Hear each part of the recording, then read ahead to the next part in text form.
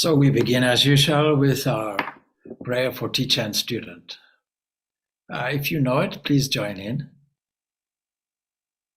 Om Sahana Bhavatu Sahano Bhunaktu Saha Viryam Karavavahai Tejasvinavaditam Astoma Vidvishavai. Om Shanti Shanti Shanti. May that one protect us both. May that one nourish us both. May we work together with great energy. May our study be fruitful in terms of our understanding. May it enlighten our wisdom. May we not unnecessarily disagree with each other. Peace, peace, peace be unto all. So as usual, I'll pause my microphone so that you can formulate any questions. And if there are no questions, there are no answers. So please go ahead. Swami, I have a question. It's just if you could explain something that you did in your course on meditation. There's one slide under the title Process, and it talks about the gradual devolution, the merging of the three aspects, the three disciplinary aspects, the object of meditation, the act, and then the meditator, the subject. Then under that, it says these three merge with increased absorption. And then there's some two Sanskrit terms that I just need an explanation of. One is Sandhya. That's, I may be mispronouncing it. It's Sandhya. It merges into Gayatri, and Gayatri into Om, and Om into Samadhi. If you could just explain what those terms are, and that that absorption,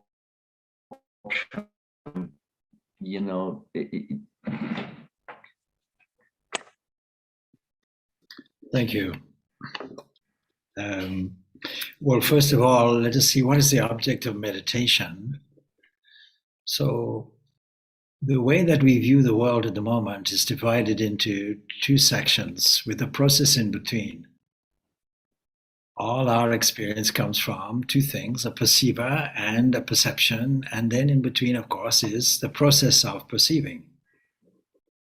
And most people want to perceive things in such a way and react to things in such a way that they are free from any sorrow, that everything is joyful and happy.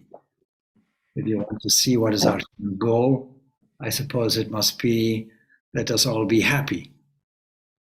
Because I never met anybody who said, my goal is to be miserable. So in the 13th chapter of the Bhagavad Gita, we have a very significant chapter on this subject, dividing things into knower and what is known. And then there, of course, in between is a process of knowledge. But all investigation, be it scientific or be it philosophical, will be on the basis that we want a unity of experience, a unity of existence. That is why modern science is looking for a theory of everything that can reconcile every aspect, two key aspects anyway, of physics. And that becomes the Holy Grail, but it's also the Holy Grail of all human pursuit. So meditation will be a game of guiding thought, where we take the object of meditation and merge it into the subject. You put it in a different way, where what is seen or perceived and the perceiver come into a unity of understanding. And behind that will be an understanding of how do things evolve in such a way that we don't see this unity. Now, there's a very interesting man, Dr. Ian McGilchrist. He's a neuroscientist, he's a psychologist also, and he's written some very interesting masterpieces 2 books, at least 2 volumes are there anyway, The Matter with Things. And naturally, he divides everything into left and right brain. It's a hemisphere theory. It's not more than a theory, it's based on some study. In other words, the apparatus for perception would be to do with a left side brain of looking at things, a right side brain of way of looking at things, and the left side is utilitarian. It means we are obliged to see things in parts. Like looking at a television picture, one side of the brain is looking at the individual pixels with the object of making some kind of utilitarian position from it, some kind of way of surviving. It's necessary, and we find all organic creatures have this division. Even the crudest of organic organisms will have hints of this separation. Then the other way of looking at things is the right side of the brain, which looks more at the overview. The analogy of looking at a television picture, the right-hand side of the brain will be to do with overall understanding. It won't see the individualities. It doesn't understand parts. It understands things in the context of the whole and interprets and understands that all the parts are simply different versions of the whole. Now, in the Vedanta philosophy, the way of viewing it in this way as separate parts is really called Maya. And of course, there's the great example of the blind people exploring the elephant. We find it there in the Buddhist tales, Hindu tales, and so on. All these parables are there. And there are things, naturally, ways of perceiving which are not accessible to us because we only have 5 photographs of the universe. And these are the 5 senses. If an alien came from some outer space or something and landed on our planet and viewed things, we would not view things as we view things because everybody is viewing it subjectively. And in this modern age, and Dr. Ian McGilchrist points this out, we're increasingly using the left side of the brain, which means that we're interpreting our world more and more in terms of knowledge rather than understanding. And what we want to do is get to this understanding. The Upanishads put it in a different way. Kasmin no bahuva vidyate is the question. What is that? By knowing which we can know everything. And then a description in the Mundaka Upanishad, there are 2 types of knowledge. There's a higher knowledge and a lower knowledge. And even scripture falls into the category of the lower knowledge. The higher knowledge is understanding. And we can only really do this with the right side of the brain. So meditation becomes an exploration in creativity. It becomes a way of guiding our attention in a certain direction, knowing that we can reproduce objects internally. We call this nama rupa. Rupa is the external form that we see, but we can replicate it in the mind, in the mental field. We can reproduce a picture. If I say elephant, it's because I've seen an elephant. My memory recalls the elephant. And I don't stuff an elephant into my brain, but a picture of the elephant occurs. And I can see it. And when I give it a feeling or qualities, then these qualities become enthusiastic to me. If I don't do that, if I don't put some kind of meaning behind it, then the elephant and its form will just be repetitive and I'll fall asleep. Same thing in meditation. In meditation, we have to keep our interest alive and guide the mind in such a way that these 2 visions, the subject or the perceiver, and the object, what is being perceived, come so close that this unity of experience takes place. Another way of describing it is like this. Sandhya means formal worship, morning and evening. And this is Ramakrishna's language of this whole operation, that this ritualistic worship is a good beginning phase, but it has to merge into the essence of existence, which is expressed in the mantra, the Gayatri mantra. Bhubhuva swaha tat savitur varenyam bhargo devasya dhimahe dhyo yo na prachodayata. It is a kind of understanding that behind everything that shines is an illuminating factor. And just as the sun beams its rays everywhere, the rays and the sun are not different and not separate. You can't have one without the other. You can't say an independent ray of sunshine, independent from the sun. The sun and the rays are the same thing. One is expressive, and one is implicit, one is explicit, one is subject, if you will, if you put in that kind of language, and one is manifesting. One is unmanifest, one is manifesting. And so if we take this illuminating factor, this luminous being, this principle by whose light everything shines, that shining, all things shine, say the Upanishads. And honor and glory to that. May that illumination come to me. So let us meditate on that shining one, and let that makes everything shine. May that illumination come to me. Meditation is that process that takes you, therefore, from the Sandhya, the outer skirts of understanding, which, if left as only ritualism, won't do anything. It'll be like repeating elephant, elephant without any meaning. When you add meaning to it, that leads you to an understanding, a broader understanding. There is one light, and that leads you then to where this light is coming from. This light is coming from Om. Now, Om is the primordial sound of the creative aspect of the cosmic mind, about to diversify itself, as it were. Like a spider weaving a web from itself. The cosmic mind now weaves everything. The cosmic mind is really a creative mind, and we have to get used to the idea that we don't have a mind of our own. And for that reason, the subject, we don't have an individual mind. We have to get used to thinking like that. There's only one broadcasting company, Universal Broadcasting Company. Philosophy calls this a golden womb, Hiranyagarbha.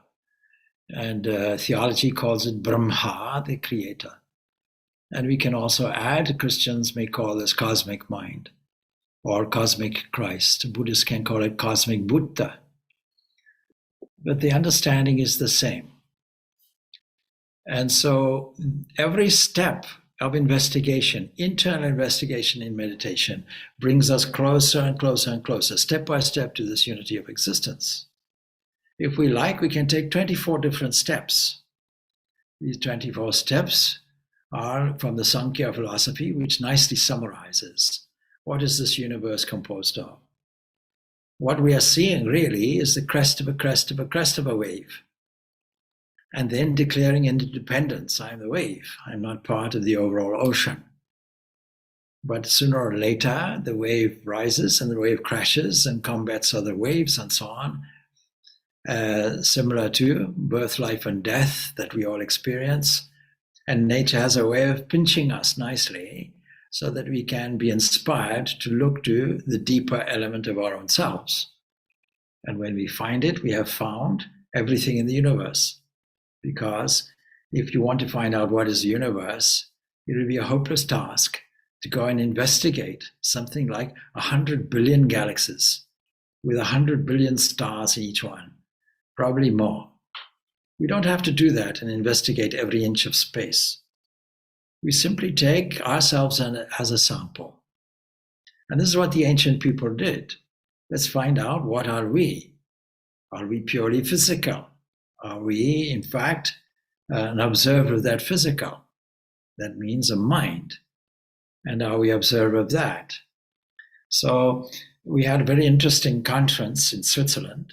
I was guest of honor there, the European Union of Yoga, with representing every part of Europe and also Israel. And there the subject was Vivek.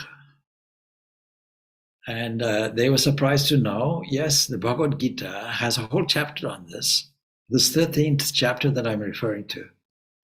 the knower and the field. Two things. One is the perceiver and one is the perceived. But know me, says Krishna, to be the knower in all the fields. It's an astonishing statement. We think we are our own little field of experience, but there's actually only one field. There's only one knower of it. And when we realize that, then the perceiver and the perceived have become one. The Sandhya has merged to the Gayatri, Gayatri has merged to Om. And that's enough for us because the rest will happen by itself. And if you consider these 24 steps, if you want, you can do 2 steps, you can do 3 steps. If you have an astute and acute understanding, you can go 1 step. So the range of our vision is 16, divided 16-fold. 5 organs of perception, which vary from creature to creature. It's not standard organs. 5 organs of reaction. And then the mind is there, and obviously there have to be 5 objects. But you see, every time we want to find out who is the perceiver, we have to go to more and more subtle areas. So for this reason, I brought out 2 other texts in this conference. Not only did I bring out the 13th chapter of the Bhagavad Gita, but also I brought out Drishya Viveka, a few hundred years old, but a profound text, probably from Bharata Tirtha, one of the Shankaracharyas of the Sringeri Math. And there is very, very clear. It's a very clear text. There is a seer, perceiver, and there's an object of perception. And we misjudge everything when we make this division, and we don't often make the division itself. I am the embodied, I am the body, I'm so and so. This is my address, this is my email, this is my telephone number, this is my occupation. Who are you? We never answer the question. We say, this is my occupation. This is my family name. That's all. It doesn't tell you anything about who is the fundamental seer. And the idea is that the seer, as it goes, as we investigate more in meditation, becomes more and more subtle. So every experience is a field of experience with multiple things in the front of us. The eye sees various objects, no doubt. And these objects really require a mind that is able to interpret all the colors that we see, all the different fragmentary components that seem to be there. And if we don't have that experience, if we have slightly different interpretive faculties or different organs, we'll see things completely differently.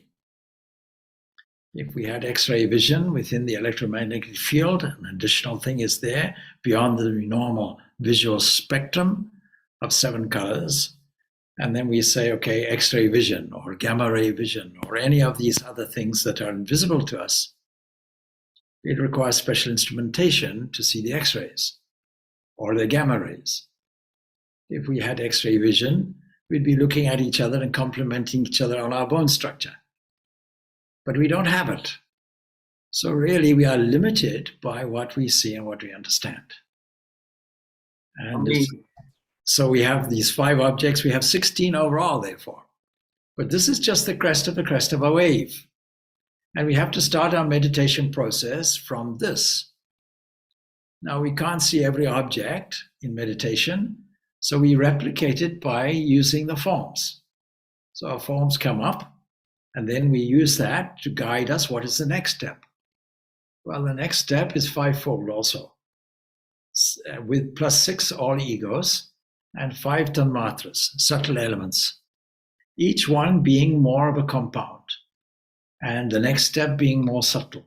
In energetic terms, we can say it is magnetism, electricity, radiation, and this is in terms of energy. And then we have, beyond radiation, we have kinetic energy and then potential energy. And then all of this comes from cosmic mind. Technically, we call this Akasha, Vayu, Agni. We call this Api, and we can also call the previous one Tejas. And then we have Prithivi. This is not literally earth, not literally fire, and so on and so forth. Poorly translated. We have no other way of translating it. These are subtle elements. These are divine graces that combine and recombine like waves and behave like waves until they reach a kind of perceptual barrier. And then they become identified as individualities. This is useful to us. And so what I'm describing here is a process of evolution. Where is the evolution coming from? It is a potentiality of existence that has no characteristics, but potentially within it has three evolutionary forces. These are called gunas. These combine and develop.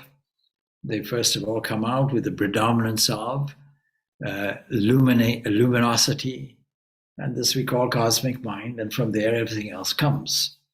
So what do we mean by meditation?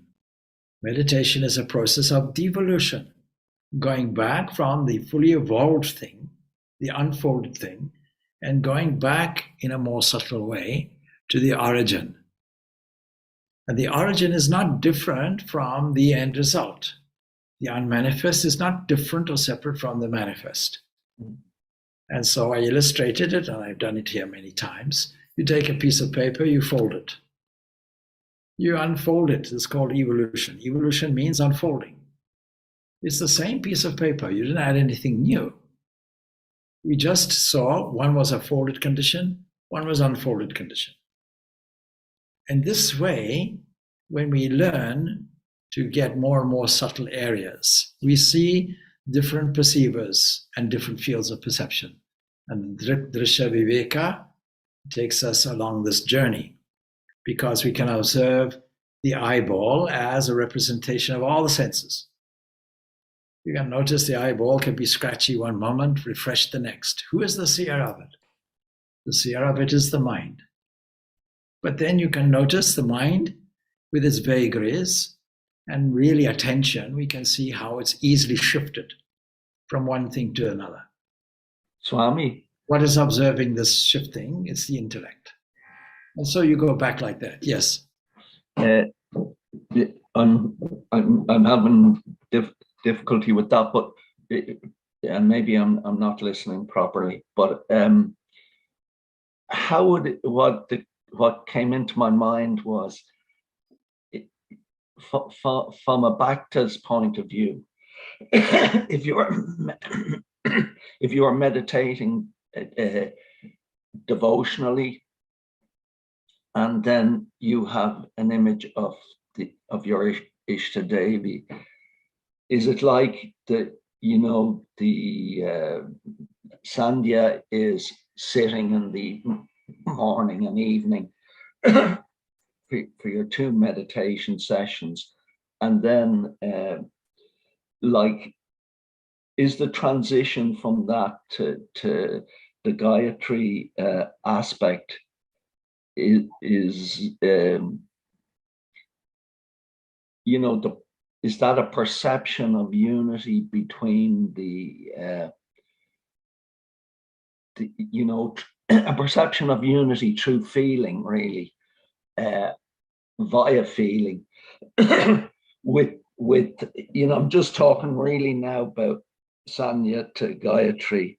So does that sort of end in a feeling of unity with the Ishta Devata, even if that unity has still got separation in it, because you're still, it's sort of worshipper and worshipped? Yes, so this question is brought up in the 12th chapter of the Bhagavad Gita, which is better. So, okay, let's select the redirection of all your emotional feelings, called Bhakti Yoga. Mm-hmm. Okay, so what is Sandhya from the Bhakti Yogi point of view? Well, you see there are different qualities and grades of worship. Mm-hmm.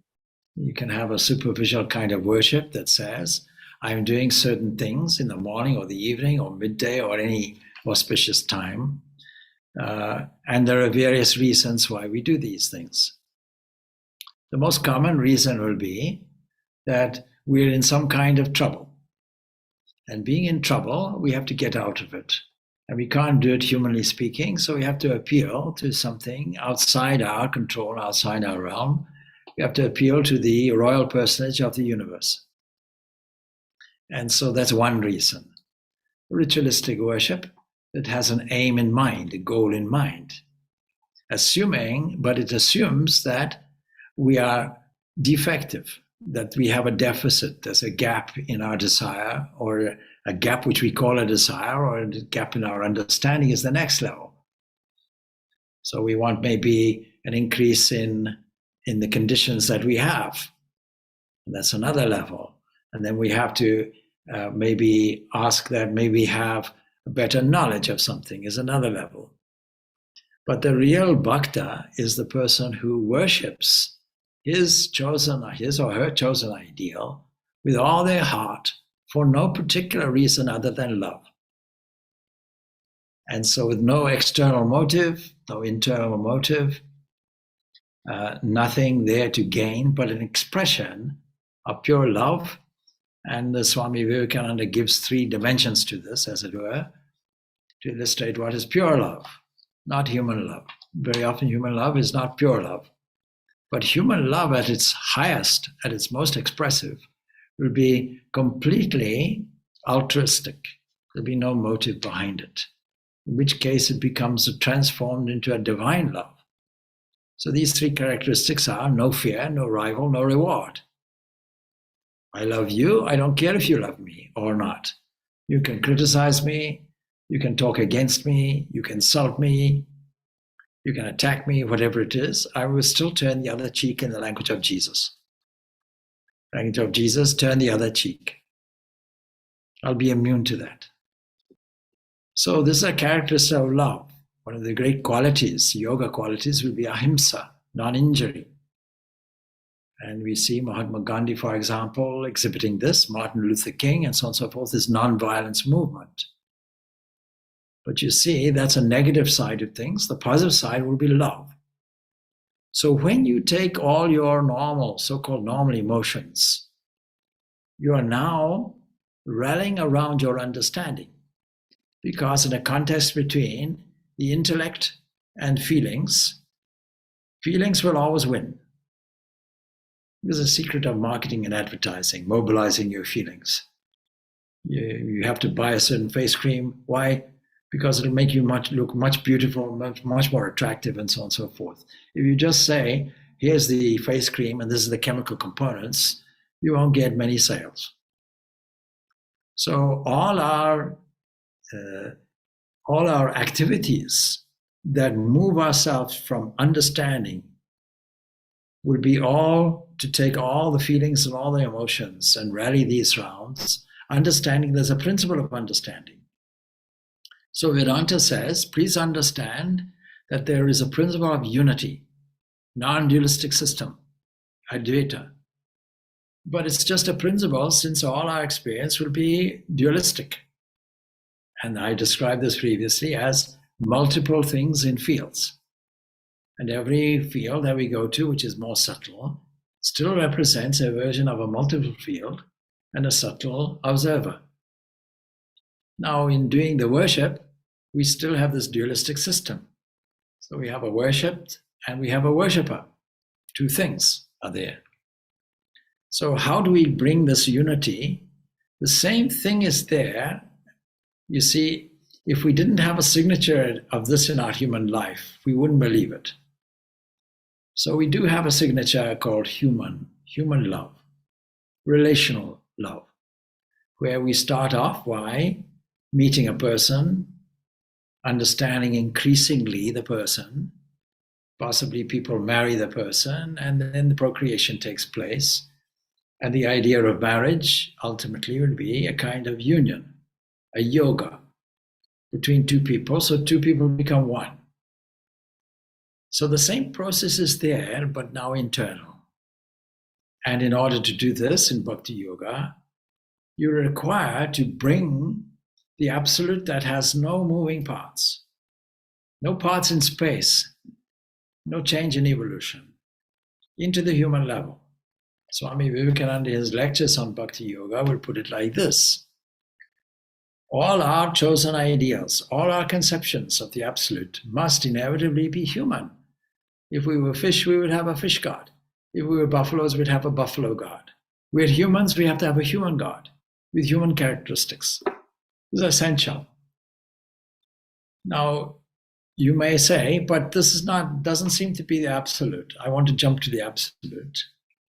But as long as we feel embodied, we will have a problem with it. So keep the principle of the absolute in mind. Ramakrishna's language, put a reminder, tie a corner of your cloth just to remind you, and then work on moving the emotions up to it. And so bhakti yoga is the most useful way, but bear in mind that at its very height, at its most revealing, this love, this devotion will reveal knowledge.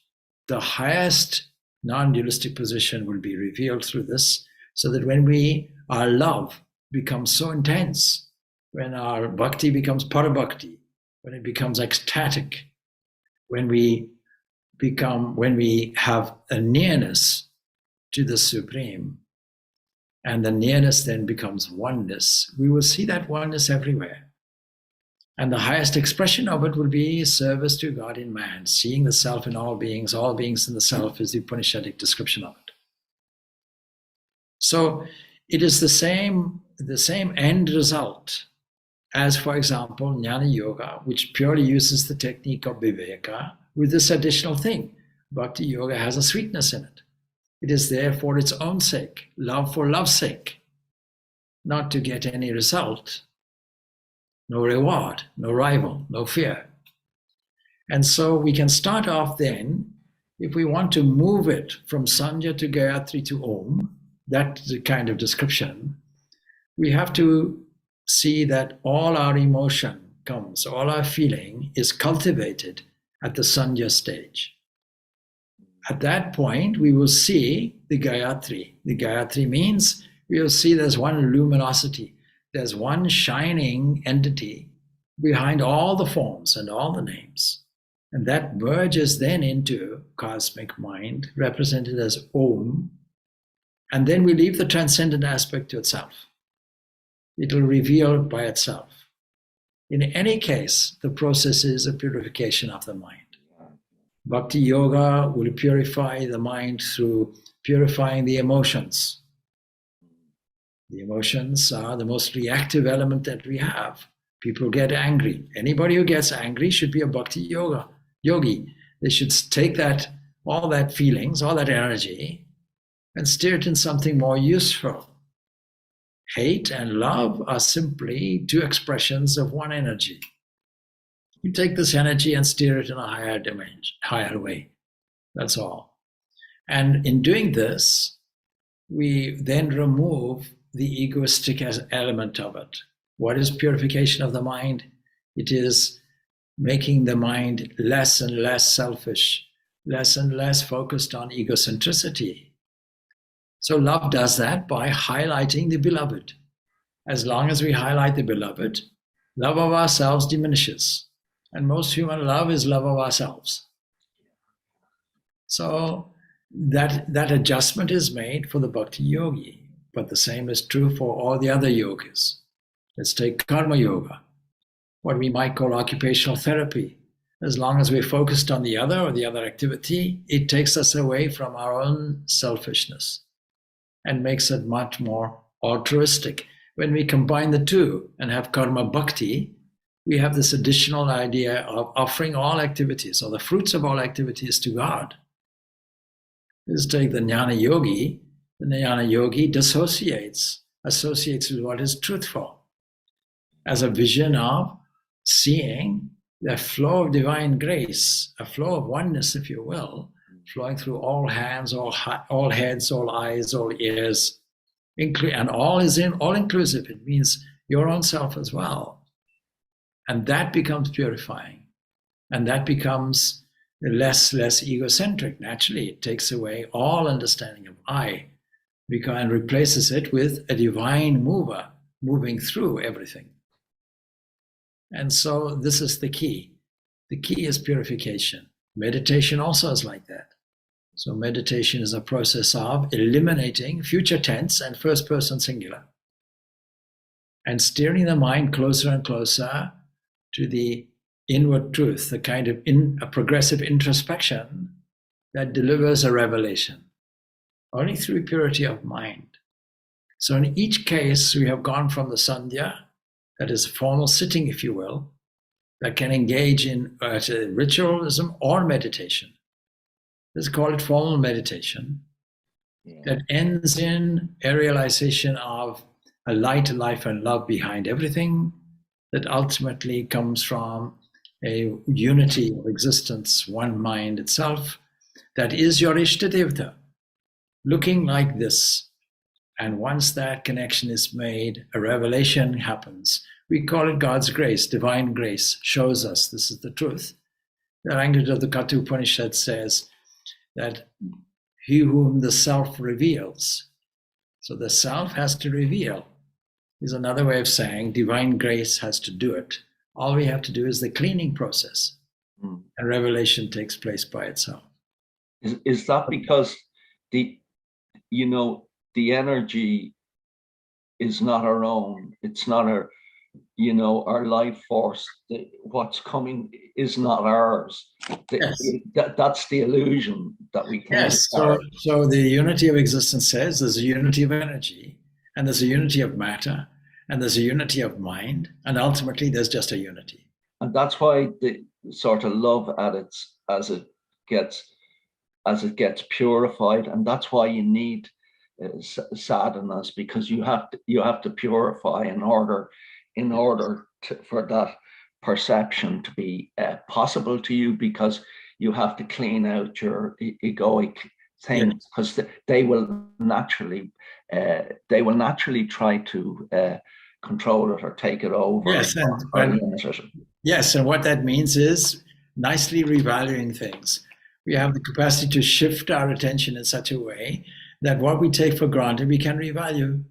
Instead of saying, this is my body, you say, Lord, it's yours. Instead of saying, my energy, Lord, it's yours. Instead of saying, I'm a fireman, I put the fire out, we say, no, the water did it.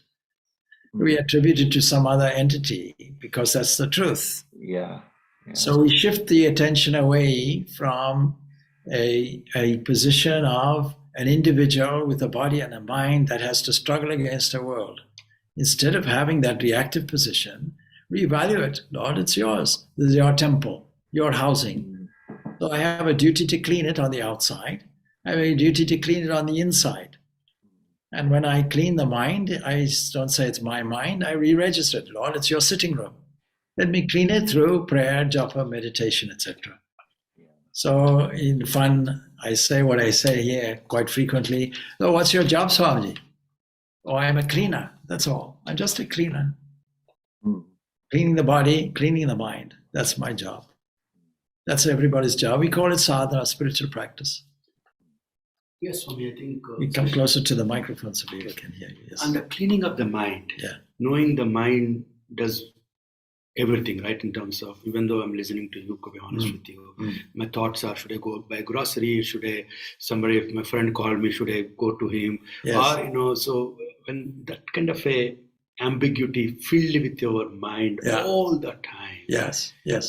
How can somebody like people like us, ordinary people who struggle for it? Okay. How do we get that purification, or how do we clean our mind so that, Yeah, okay, thank you, yes. So it's a good question. I hope everybody heard the question. So somebody sitting here, and somebody is talking here, but the mind has a jumping tendency. Should I go here? Should I go there? Should I do this? Should I do that? But the jumpingness of the mind comes from the unconscious. And how to control the unconscious, we can't do it directly. We can only control the conscious mind. And so in terms of the previous question, assuming that it is easy to have some kind of form of God called a chosen ideal, an Ishtadevata, for most people that may be necessary. Love of God. You see, comes back to a technique called practicing the presence. So a foundation book that I give people is Brother Lawrence, Practicing the Presence. If we go from Sandhya, worship, to Gayatri, to Om, this was the original question, then we mustn't make the mistake that these are set times, like set times for eating, or set times for family, or set times to go to work. That's not a viable thing, because that doesn't attend to the unconscious mind or the habit level. We have to create a new habit. And the first thing that we do is to find that the object of our adoration is not remote or kept in a cover or on a shrine, and attended to, and we bring it out when we want it. It's a constant presence. As you're sitting there, God is there. Now, to somebody who doesn't have any understanding of this, they say, I don't know what this Ishta Devata is. I don't want to know what the infinite invisible is. I don't know what God is. I don't know what any of these things are. Then I say, okay, then please find your pulse. You can do it now. Find your pulse. If you find it, the next question to you is, what's causing your pulse? If you answer the question, what's causing your pulse? It's constantly breathing. No. When you breathe, if you stop your breathing, your pulse still continues, I can assure you. Don't stop your breathing for too long. Otherwise, your pulse will definitely finish. So, is it true to say your heart is causing this? Okay. The biological heart is causing the pulsation of blood throughout the body. It's a peristaltic pump. It knows how to move and stop. But the next question is, what is moving the heart? What is pumping your heart? So in 1, 2, 3 jumps, we've come to God. Pulse, heart, what's moving the heart? Some benign investor that has decided to invest life force in you for a purpose. That's what they call God. Why would God do that? Because God is a lover. Loves you sufficiently to invest life energy in you, divine life energy in you, and keep that going, keep that moving. Surely we should thank that principle once in a while. And when that feel of adoration, wonder, and thankfulness becomes cultivated, the idea of shops and groceries no longer occurs. Because that moment of adoration, wonder, and thankfulness has to occur here and now, in this moment. You can't say, I'll do it toward the end of my life. When I get to Swami's age of 72, I'll do it. No, death is round your corner. It's too late then. You have to form a habit in your youth. And that's the best way of doing it. It's not to say that people who change their habits or try to do it in later life will not be successful. It depends on this one element, concentration. And what you're describing is a scattered mind. Now, Patanjali Yoga Sutras and all the commentators of the sutras will tell you, will explain, the mind is in several conditions. Mostly, for most people, it is in a scattered condition. And then we can have it in a concentrated condition, and we have a condition in between, sometimes concentrated, sometimes scattered. But what we want is ekagra, one-pointedness. And so any exercise that cultivates one-pointedness would stabilize the mind. That means even in Sandhya, even when you come and look at a shrine, with eyes open, you can gaze on the image. This is the principle of all temples. Temples are made culturally artistic, with beautiful carvings and paintings and what have you. Swami Vivekananda makes the point that maybe in some mosques and in Protestant Christianity, they decided to strip all that away. It's not to our advantage. What we're trying to discover is extremely subtle and not easy. We need 1,000 tools to discover this. So the more that we can develop art and culture, another way of saying the right side of the brain, the more we can rally our feelings, our emotions around, and the more the emotions match our principles. But we have to do it progressively. And we have to do it constantly. And we have to understand that time is our advantage. Time is a mechanism that provides units to us where we can put something new in. A blank check never been used before. Take stock of each moment and put in wonder, thankfulness, and adoration in every moment. It won't happen while you're sitting. While you're sitting, so let me meditate now, then the mind will go everywhere because it's only a small half percentage of your overall life, of your overall day. 99.99% of your day is to do with problems and issues and doubts and temptations and fears. We need to rally that round before we sit. So I'll add one thing to this. Sandhya to Gayatri to Om. First of all, your Sandhya has to be 24 hours of the day, not at specific days or specific times. We have to constantly feel a sense of rapture, internal rapture with every moment. And when we do that, every single cell of the body will vibrate so well with it. Our psychophysical being will now be vibrant and radiant. And we are useful then. We start beaming that to others everywhere. But if you start by saying, I am so-and-so, my address is here, my problems are like this, how can I get out of it? It's a wrong position. You will never solve your problem in this way. You immerse yourself in self-pity in this way. So how to get out of this? You have to carefully insert something of our own in our own mind and be energetic enough to play a game of guiding thought all the time, not just at moments of meditation. And for this reason, if we take the great art of meditation as described as dhyana yoga or raja yoga, the subject that the questioner brought up now, then the first step is not meditation. The first step is preparation. 8 steps are there. And we don't jump to meditation. Meditation is number 7. It's like learning any musical instrument. We don't say, okay, today I bought a harmonium. I'm going to play it straight away. You can't do it. Maybe you have to engage a tutor. Maybe you have to learn some basic notes. Maybe you have to learn some basic chords. Maybe you have to do some finger and wrist exercises. All of these take time. So you take a time frame and you say, okay, progressively I'll do it.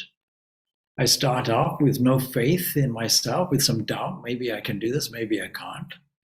Then when you put all the key ingredients in, a suitable teacher, when you put in the knowledge of musical theory and so on and so forth, and ultimately, the most important thing, you practice. And once you do that, the fear goes away. Confidence comes. You have to start having faith in yourself. You have to have faith in your tutor, faith in the process, faith in your capacity. And then with practice, the confidence grows until you play fearlessly. And you say, please play this. With your eyes closed, you'll do it. You'll have mastered the instrument. The mind is an instrument. It has to be mastered.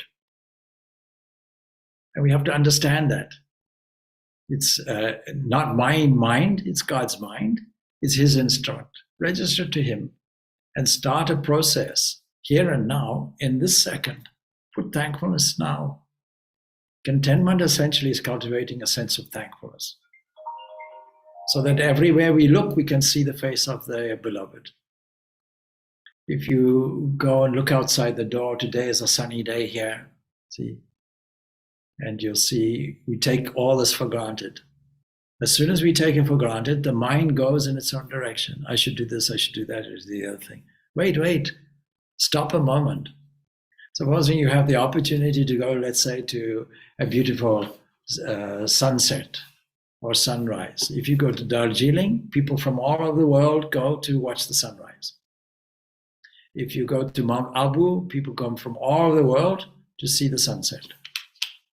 When you arrive, instead of seeing the sunset and thinking about groceries and domestic affairs and this and that and the other, you wasted your money going to such a favorite spot, such a beautiful place.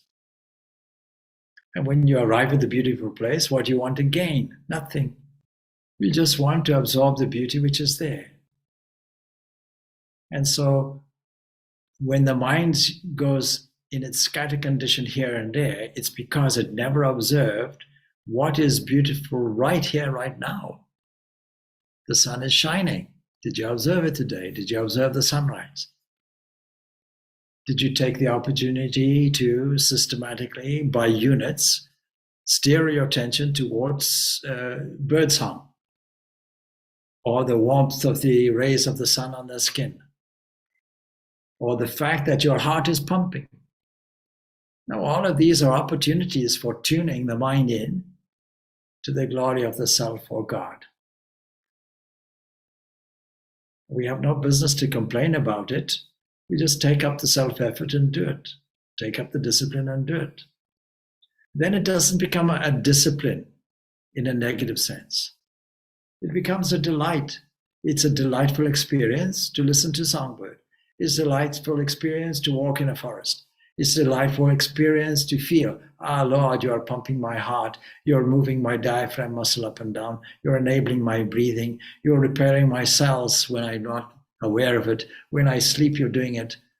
And you're sorting out all the problems for me in dreams and sleep and so on. Waking me up in the morning for another unlimited opportunity to pass my university exams by inserting thankfulness second by second, moment by moment. So this sense of tuning we call sadhana, spiritual practice. It means learning to look at things in a different way, away from this unit of self. And once you do that, life becomes extremely joyful. And you'll find that there's nothing to fulfill because your total fulfillment is already with you. That's the point. When should we start? Now is a good time. All right.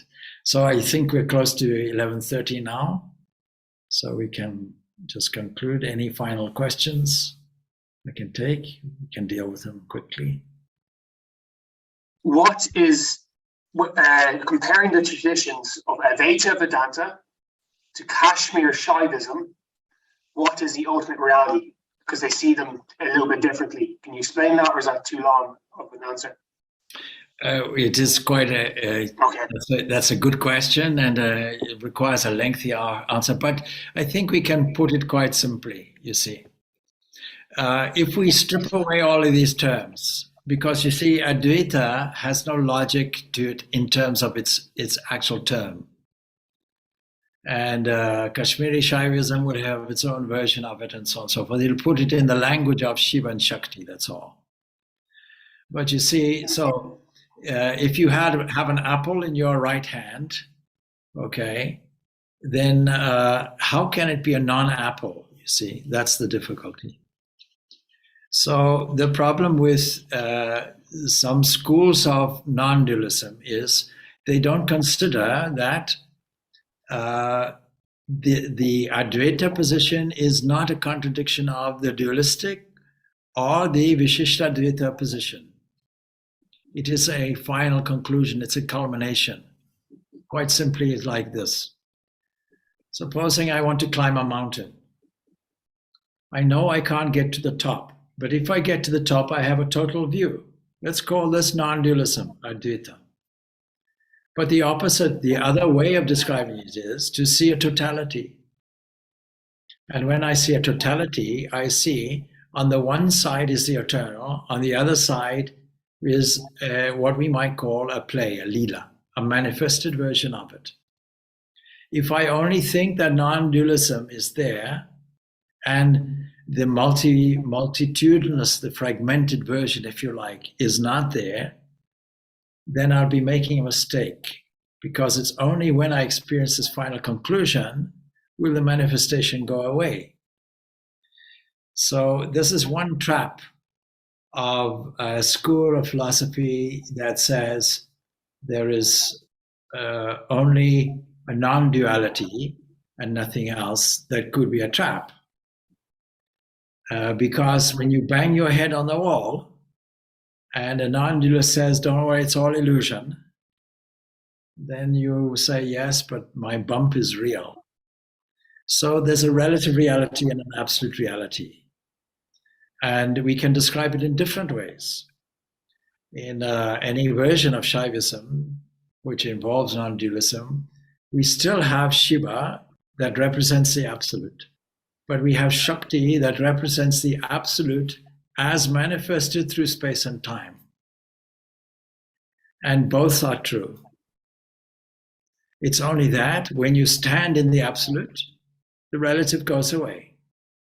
And when you stand in the relative, the absolute is remote, is inferred. And so we can go into that maybe in a different session. On Wednesday evening, we have question and answer again, but slightly different for spiritual seekers. It amounts really to the same kind of thing. Oh, thank you. I think I understand it, but we'll talk about it later. Right? Thank you very much, Swami. Okay, all good. So we'll leave it at that. Thank you. Have a beautiful Sunday. The rest of your Sunday. Om Shanti, Shanti, Shanti. Peace, peace, peace be unto all. Thanks. Thank you, Swami. Thank you, Swami. Thank you, Swami. Thank you, Swamiji. Merci beaucoup, Swami. Merci beaucoup. Oh.